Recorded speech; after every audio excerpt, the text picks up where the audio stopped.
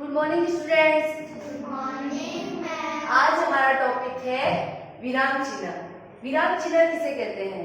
विराम चिन्ह किसी भी बात को स्पष्ट करने के लिए जिन चिन्हों का प्रयोग किया जाता है उन्हें हम विराम चिन्ह कहते हैं। किसी भी बात को स्पष्ट करने के लिए विराम चिन्हों का प्रयोग करना अति आवश्यक है। जैसे मैंने लिखा है यहाँ पे, रोको मत, जाने दो। रोको मत के बाद लगाया है मैंने अल्प विराम। रोको मत, जाने दो। इसी अल्प विराम को मैं यहाँ से हटाकर और यहाँ रोको के यहाँ लगा दूं तो इसका अर्थ ही परिवर्तित हो जाए। रोको मत, जाने दो। अर्थ परिवर्तित हो गया ना। पहले था रोको मत, जाने दो और अभी अर्थ चेंज हो गया, रोको मत, जाने दो। और ये लास्ट में लगा है पूर्ण विराम, अल्प विराम। अल्प विराम चिन्हों का प्रयोग कहाँ किया जाता है? वाक्य में जब एक ही समान शब्दों का प्रयोग किया जाता है तब उनको अलग अलग करने के लिए अल्प विराम चिन्ह का प्रयोग किया जाता है। जैसे राम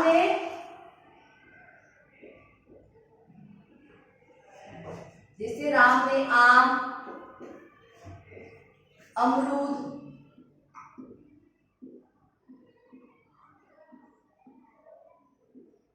केले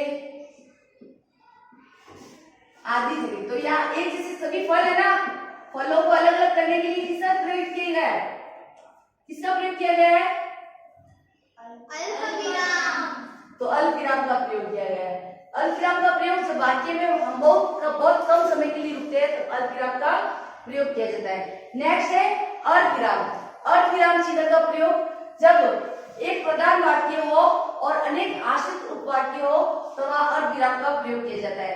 जैसे अर्ध विराम की अपेक्षा अर्ध विराम में हमें ज्यादा रुकना होता है। जैसे मैंने लिखा सूर्योदय हुआ और उसके बाद मैंने लगाया यहाँ पे अर्ध विराम। कौन सा लगाया? अर्ध विराम। और ये है प्रधान वाक्य, इसके ऊपर अनेक आश्रित वाक्य।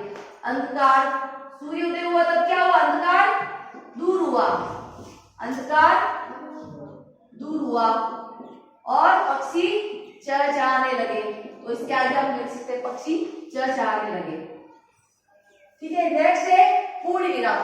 पूर्ण विराम चिन्ह का प्रयोग कहाँ किया जाता है? जब वाक्य पूर्ण हो जाता है तब पूर्ण विराम चिन्ह का प्रयोग किया जाता है। जैसे मैंने लिखा राम खेलता है, राम खेलता है, तो वाक्य यहाँ पूर्ण हो गया है, तब पूर्ण विराम चिन्ह का प्रयोग आया है। नेक्स्ट है प्रश्नवाचक चिन्ह। प्रश्नवाचक चिन्ह का प्रयोग कहाँ किया जाता है? जब वाक्य में प्रश्न किया गया हो, किसी प्रश्न के बारे में बात की गई हो। जैसे मैंने लिखा यहाँ तुम कहाँ रहते हो, तो यहाँ प्रश्नवाचक बात का क्या क्या कही गई है? इसमें कहाँ, तुम कहाँ रहते हो, तो यहाँ कौन सा चिन्ह आएगा लास्ट में? प्रश्नवाचक चिन्ह आएगा, क्योंकि यहाँ पर कहाँ, कब, क्यों अगर पूछा गया है वाक्य में तो वहां अंत में प्रश्नवाचक चिन्ह आएगा। नेक्स्ट है हंस पद या विस्मरण चिन्ह। जब हम वाक्य में किसी शब्द को लिखना भूल जाते हैं तब हंस पद और विस्मरण चिन्ह का प्रयोग किया जाता है। जैसे मैंने लिखा तुम आज जाना, तुम आज जाना, कहाँ जाना? मुझे लिखना है तुम आज जाना, मुझे यहाँ लिखना था अजमेर, तो मैं यहाँ हंस पद चिन्ह का लगा प्रयोग करके यहाँ ऊपर की तरफ इसको लिख सकती हूँ। तो ये रॉन्ग से ये सही हो जाएगा, है ना।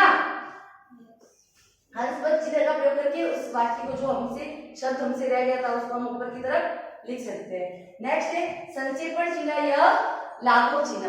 संक्षेपण चिन्ह या किसी भी शब्द को संक्षिप्त रूप में लिखने के लिए संक्षेपण चिन्ह का प्रयोग किया जाता है। जैसे गांधी जी का पूरा नाम है मोहनदास करमचंद गांधी, तो उसको पूरा ना लिख के हम ऐसे भी लिख सकते हैं मोहनदास करमचंद गांधी, है ना।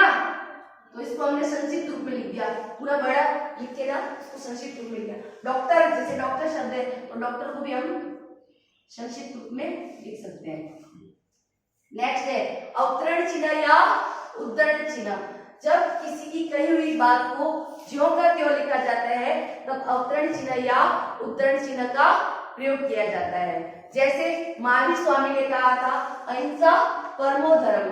तो जब महावीर स्वामी की जो कही हुई बात को हम लिखेंगे ना तो अवतरण चिन्ह का प्रयोग करेंगे हम। अहिंसा परमो धर्म। और अवतरण चिन्ह अंत कब होगा?